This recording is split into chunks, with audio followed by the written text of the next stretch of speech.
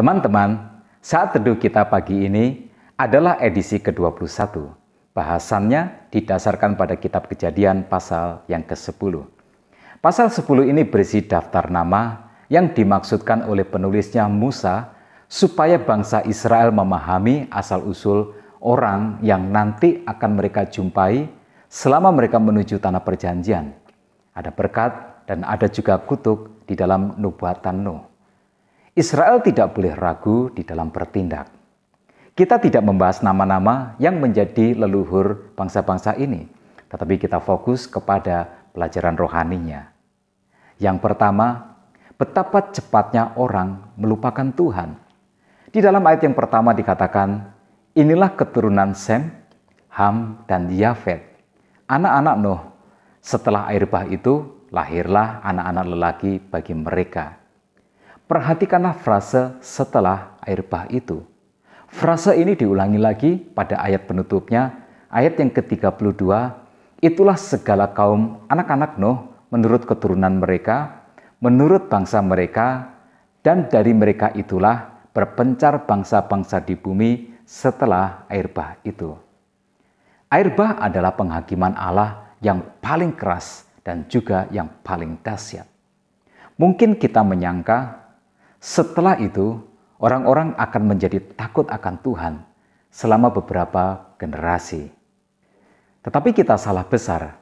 Tidak ada keterangan dalam daftar nama orang-orang dan bangsa-bangsa di dalam pasal 10 ini yang memberi petunjuk bahwa mereka hidup takut akan Tuhan atau mengikuti satu-satunya Tuhan yang benar. Nimrod adalah contohnya. Dia adalah orang yang pertama yang berkuasa di bumi ini, dan disebutkan sebagai seorang pemburu yang gagah perkasa di hadapan Tuhan. Jika kita terburu-buru, kita akan menyangka bahwa Nimrod adalah orang yang baik. Tetapi frase ini di dalam bahasa Ibrani mengandung arti yang negatif. Nimrod menegaskan dirinya melawan Tuhan. Istilah yang perkasa yang dikenakan pada dirinya menunjuk kepada arti perkasa dalam usahanya sendiri, tetapi tidak perkasa di dalam kesalehan. Nimrod juga pendiri Babel dan kota Niniwe, yang di kelak kemudian hari menjadi musuh dan penakluk Israel.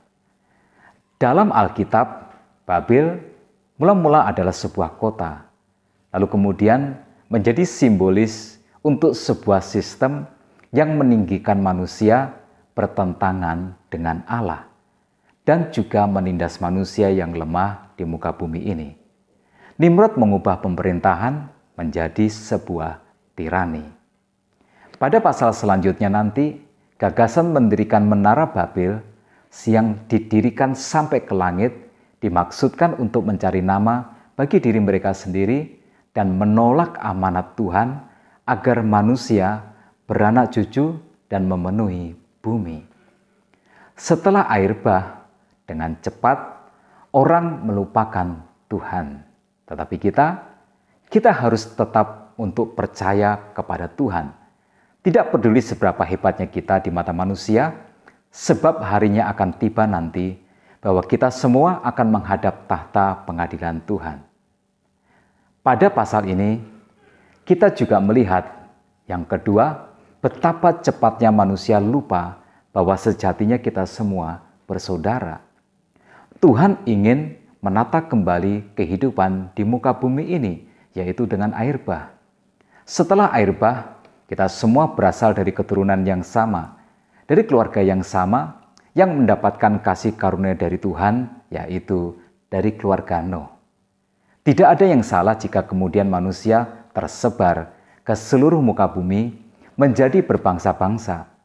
Tidak salah jika tiap-tiap bangsa mengembangkan budaya yang berbeda-beda sesuai dengan alam di sekitarnya, tetapi kita semua bersaudara.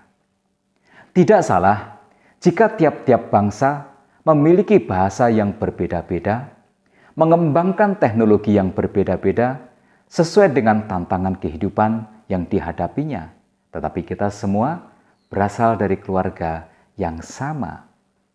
Tetapi lihatlah, dengan cepat manusia melupakan kebenaran yang paling hakiki ini. semua nama-nama bangsa yang ada di dalam pasal yang ke-10 ini di kemudian hari saling serang, saling menaklukkan, saling menindas, saling memperbudak. Manusia mengembangkan budaya yang sangat mengerikan, ingin mengalahkan yang lain. Dengan cepat, setelah air bah, manusia lupa bahwa sejatinya kita semua bersaudara. Kita berasal dari keluarga yang sama.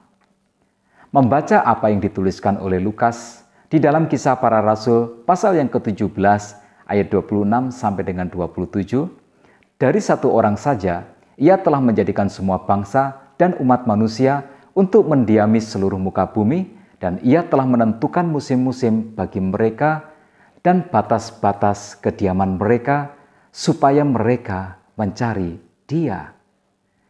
Saya membayangkan betapa indahnya ini jika pada waktu-waktu tertentu semua bangsa yang terserak di muka bumi ini berkumpul kembali menjadi satu untuk menyembah Allah yang sama, yang telah menciptakan kita semua, sambil kita merayakan pertemuan kembali dengan semua saudara-saudara kita, dengan keluarga kita yang lama tak jumpa, yang membuat kita tak lagi saling kenal, kemudian bersama-sama berkumpul untuk bersyukur, sebab kita memiliki leluhur yang di masa yang jahat berdiri dengan teguh, memilih untuk tetap percaya kepada Tuhan, sehingga mendapatkan kasih karunia dari Tuhan.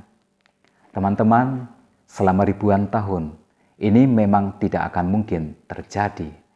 Faktanya, manusia saling berperang, bangsa-bangsa saling menaklukkan, tetapi ada suatu hari nanti kita akan berkumpul bersama sebagai satu keluarga. Tidak di bumi yang sekarang ini memang, tetapi di bumi yang akan datang, yaitu bumi yang baru dan langit yang baru. Saya senang dengan apa yang dikotbahkan Rasul Paulus di Listra, yang dicatat di dalam Kisah Para Rasul pasal yang ke-14, ayat 16 dan 17.